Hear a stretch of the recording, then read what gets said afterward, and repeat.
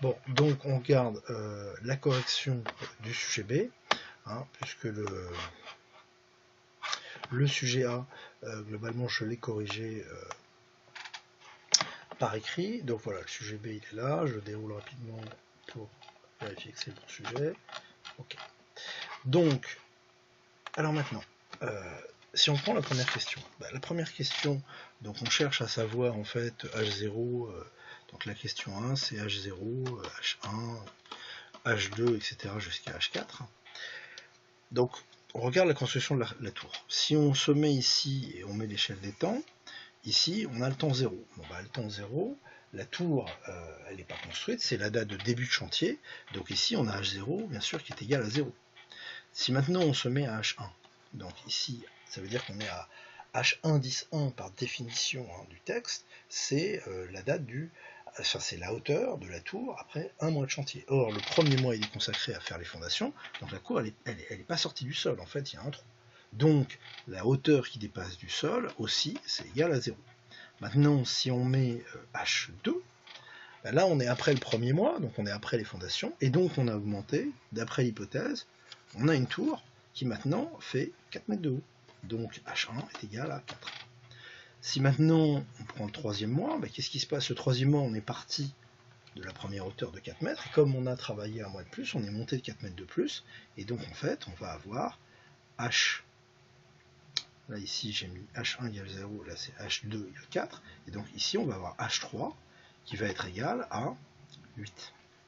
Et de la même manière, on va avoir que H4 est égal à 12, puisque on est monté à chaque fois de 4 mois. Alors ensuite, maintenant si on regarde maintenant la question 2. Alors la question 2, on fait exactement le même raisonnement.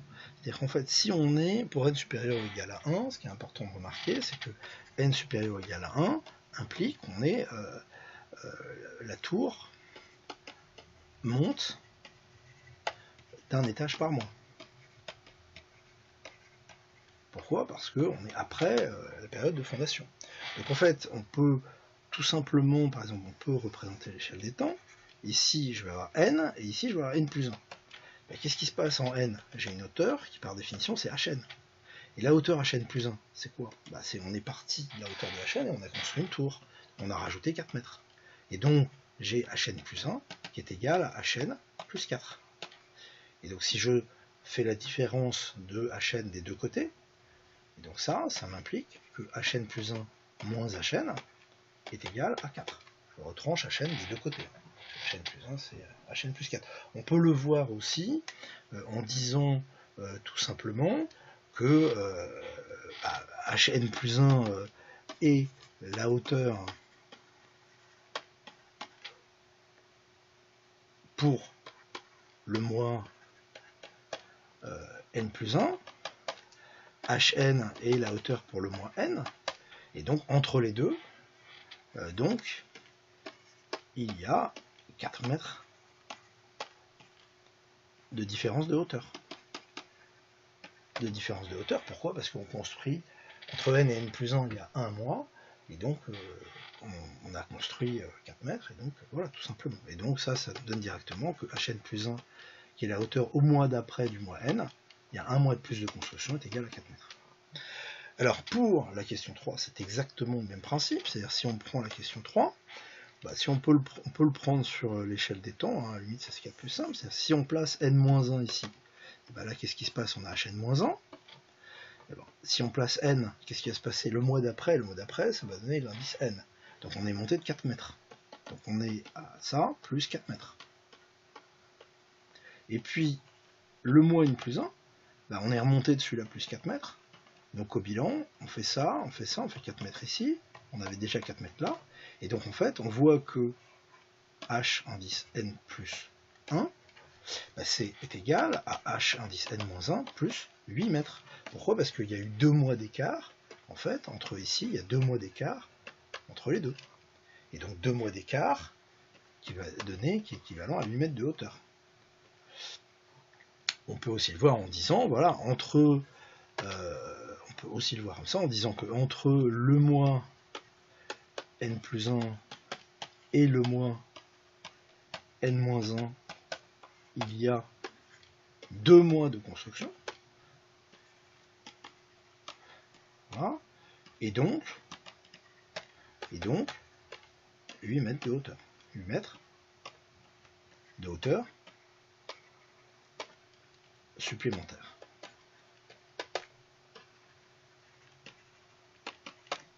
Voilà.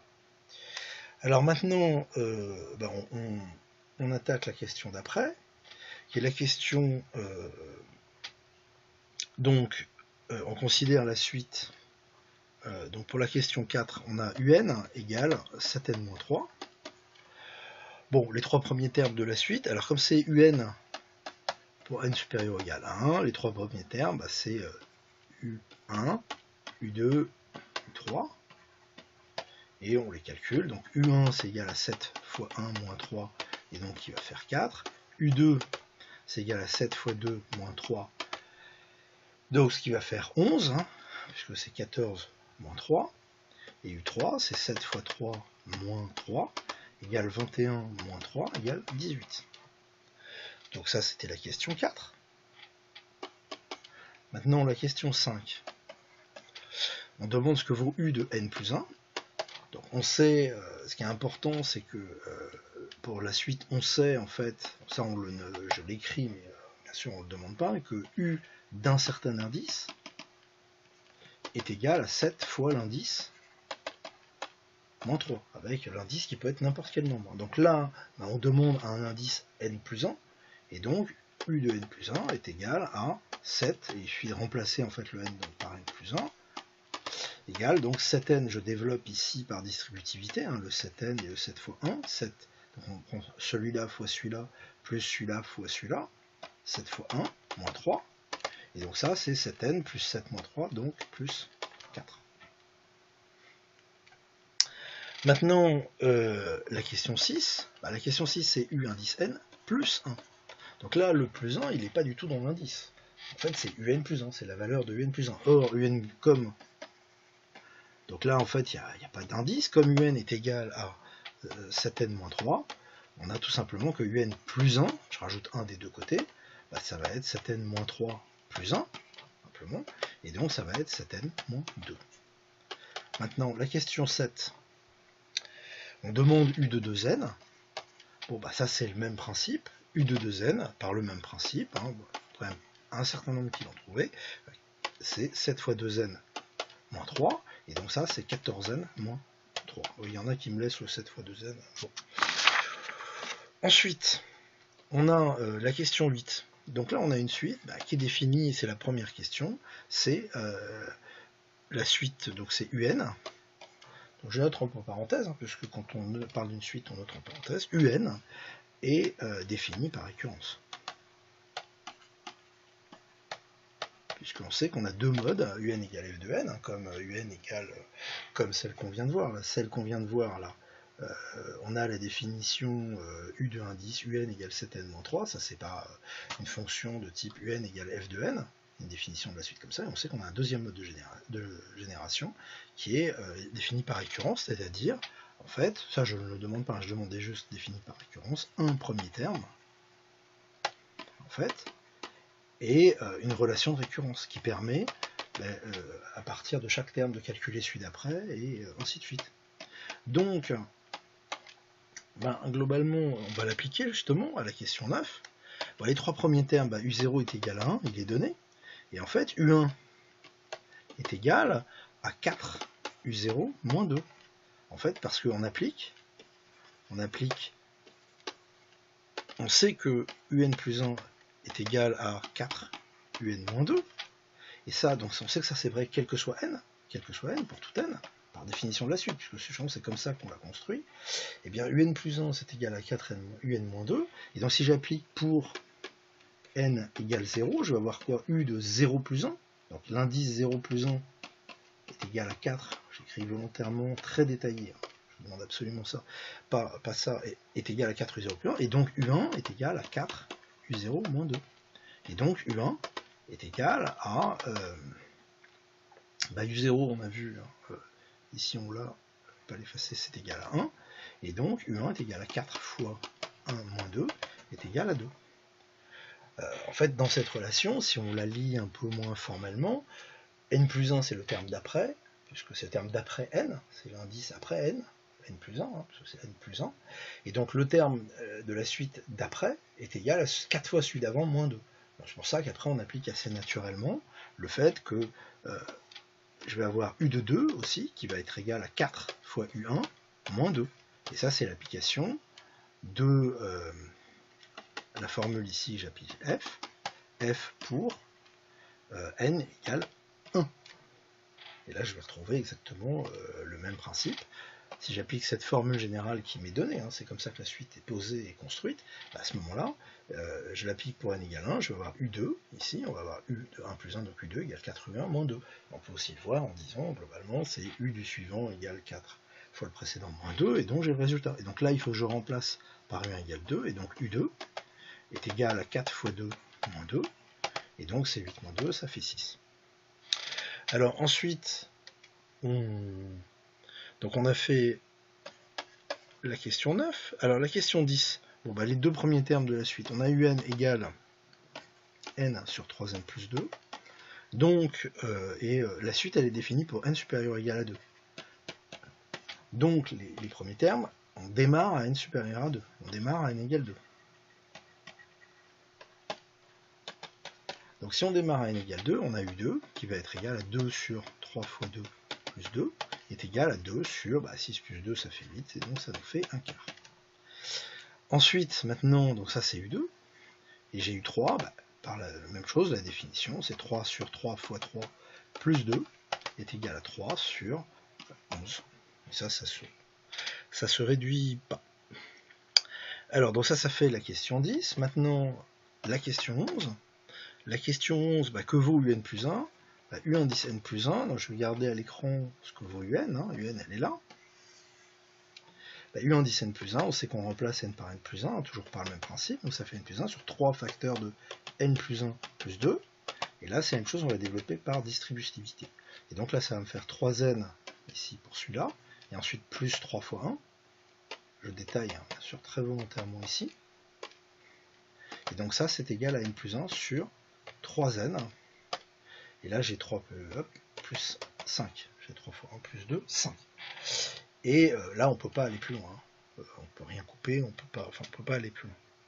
Ensuite on demande à la question 12, U de N2, U de N2 c'est exactement le même principe, on sait que, alors je le réécris volontairement, UN est égal à N sur 3N plus 2, donc U, si je me place à l'indice N2, au lieu de me placer à l'indice N ici, ça va donner N2 sur 3N2 plus 2. Bon, ça c'est des choses qui commencent à rentrer. Maintenant j'ai la 13, c'est exactement le même principe, U de 2N2, c'est ça. Bon c'est égal, ici je remplace le N par le 2N2, donc je vais avoir 2N2 sur 3 facteurs de 2N2 plus 2. Bon, et puis on peut quand même, parce qu'il y en a beaucoup qui ne le font pas, écrire que 3 fois 2 c'est 6, et donc ça fait N2 plus 2. Et par contre, on évite de faire ce que une ou deux personnes m'ont fait, c'est, alors on va mettre c'est pas égal à quelque chose genre 2N2 sur 6N2 plus 2N2 sur 2, ça c'est totalement faux, quoi. C'est totalement faux. Globalement, quand on a A sur B plus C, on peut juste dire ça. Alors par contre, on a que A plus B sur C, là on a le droit de dire que c'est A sur C plus B sur C. Mais surtout pas l'inverse. C'est pour ça, règle de calcul algébrique sur les fractions. C'est un peu la bête noire, donc on ne va pas insister là-dessus. Alors maintenant, on va faire la 14. La 14, la 14, c'est quoi? Donc j'ai UN qui est égal à N2 plus 5N plus 1. Bon. Calculer les deux premiers termes. Alors les deux premiers, et c'est UN pour n supérieur ou égal à 1. Donc les deux premiers termes, c'est U1 égale donc 1 fois 1, puisque c'est le carré, plus 5 fois 1 plus 1. Donc 1 plus 5, ça fait 6, plus 1, ça fait 7. Et U2, ça va faire 2 au carré plus 5 fois 2, plus 1, égale 4 plus 10 plus 1. 4 plus 10, 14, plus 1, 15.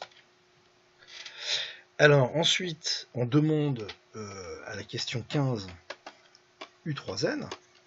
Bon bah ça c'est le même principe, hein. On remplace, là on avait U de n, et donc ça fait 3n de tout au carré, plus 5n, plus, bêtise, plus 5 fois 3n, parce que je remplace justement le n, je suis à l'indice 3n, je suis à l'indice n, plus 1, est égal à 9n2, plus 15n, plus 1. Ensuite, on demande un plus 1 moins un.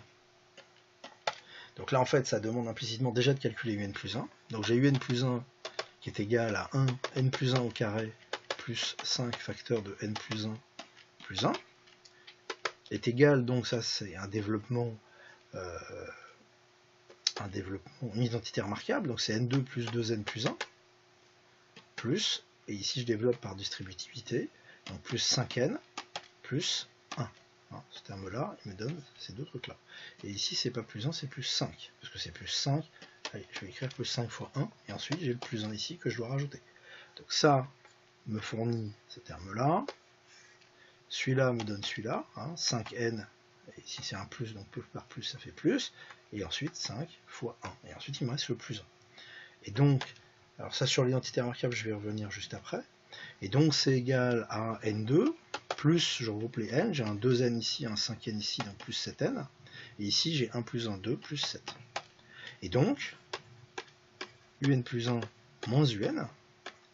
Donc, c'est égal à n2 plus 7n plus 7, moins, donc, ce que vaut un, c'est-à-dire n2 plus 5n plus 1. Et donc, c'est égal à n2 moins n2 ici.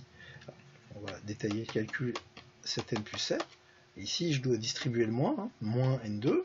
Ensuite, j'ai moins par plus, donc moins 5n. Et ensuite, moins ici fois le plus 1, donc moins 1. Donc là, j'ai les n2 qui se simplifient. Là, j'ai un 7n moins 5n. Donc ça, je peux écrire que c'est 7 moins 5 facteur de n, plus 7 moins 1, c'est-à-dire plus 6. Et donc ça, c'est égal à 2n plus 6. Et donc, on a fait la question 16. La question 17... que personne n'a fait. Alors, j'ai... elle était pas... Bon. C'est la dernière question, hein, c'est pour ça. Alors, en fait, elle est pas... Enfin, il faut connaître son identité remarquable, c'est que tout simplement, un moins 3n, c'est égal à quoi?